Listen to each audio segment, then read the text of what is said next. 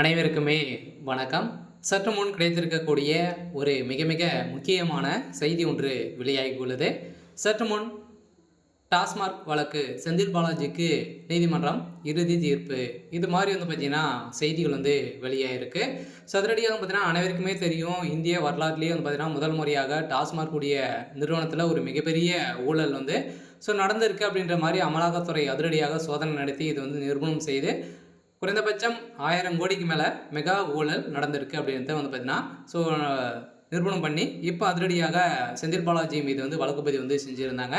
So இந்த வழக்கு பதிவின் அடிப்படையில் அதிரடியாக நீதிமன்றம் இன்று தீர்ப்பு அளிக்கக்கூடிய நிலையில் அதிரடியாக பார்த்தீங்கன்னா செந்தில் பாலாஜி தான் இதில் குற்றவாளி. எக்கச்சக்கமான பணங்கள் பார்த்தீங்கன்னா இது வரைக்குமே கூட மோசடிகள் செஞ்சுருக்காங்க அப்படின்ற மாதிரி இப்போ தகவல் வெளியாக இருக்குது. ஸோ இந்த தகவலின் அடிப்படையில் அதிரடியாக செந்தில் பாலாஜிக்கு நீதிபதி வழங்கிய தீர்ப்பின் அடிப்படையில் அவருக்கு மீண்டும் பார்த்தீங்கன்னா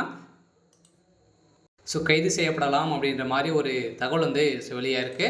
ஸோ இதை பற்றி இந்த வீடியோவில் நம்ம முழுமையாக பார்க்கலாம். ஸோ அதுக்கு முன்னாடி நம்ம சேனலுக்கு இப்போ தான் நீங்கள் முதல் முறையாக வந்திருக்கீங்க அப்படின்னா மறக்காமல் நம்மளுடைய சேனலை சப்ஸ்கிரைப் பண்ணி சப்போர்ட் பண்ணுங்கள்.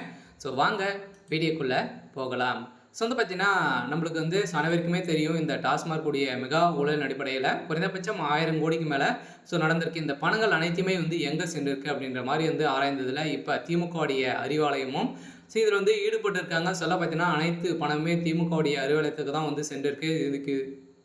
இதுக்கு மேலே பார்த்தீங்கன்னா இப்போ திமுகவுடைய கதையை முடிய போகுது.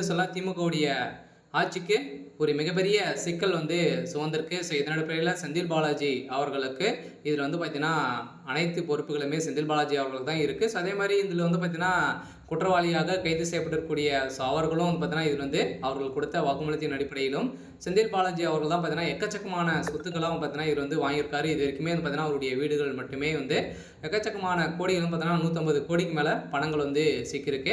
இதன் அடிப்படையில் திமுக சார்ந்த முக்கிய அமைச்சர்களுடைய வீட்டிலும் பார்த்தீங்கன்னா இப்போ ரைடு நடந்திருக்கு. இந்த ரைடின் அடிப்படையிலும் செந்தில் பாலாஜியுடைய கதை ஒட்டுமொத்தமாக முடிய போகுது.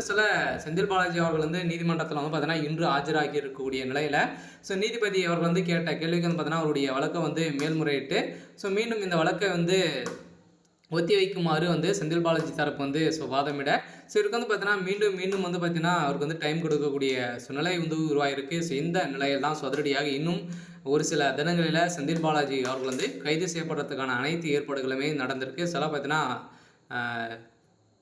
செந்தில் பாலாஜியுடைய வாழ்க்கைக்கே முற்றுப்புள்ளி வைக்கும் விதத்தில் தான் திமுக செயல்பட்டுருக்காங்க.